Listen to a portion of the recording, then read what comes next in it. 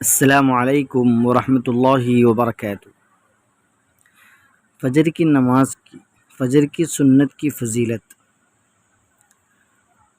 اور فجر کی سنت یہ سنت مؤکدہ میں سے سنت مؤکدہ کے بارے میں آتا ہے کہ جو شخص دن اور رات میں 12 رکعتوں کی پابندی کرے اللہ تعالیٰ اس کے لیے جنت میں ایک گھر تعمیر فرماتے ہیں۔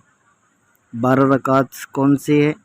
سب سے پہلے ظہر سے پہلے 4 رکعت، یہ سنت مؤکدہ ہے۔ ظہر کے بعد 2 رکعت، مغرب کے بعد 2 رکعت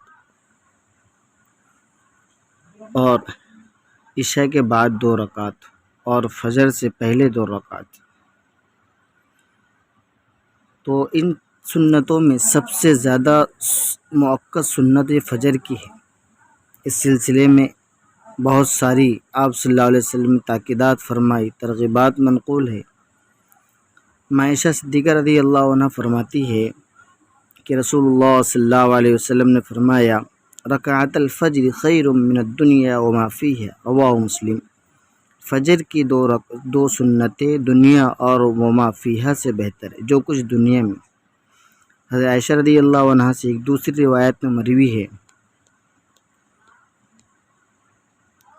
فرماتے ہیں کہ آپ صلی اللہ علیہ وسلم دیگر نفلوں میں یعنی دوسرے نفلوں میں سے فجر کی سنت کا اہتمام زیادہ فرماتے تھے دوسرے نوافل کے بنسبت۔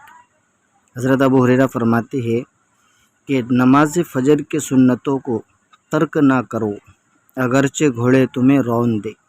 فجر کی سنتوں کی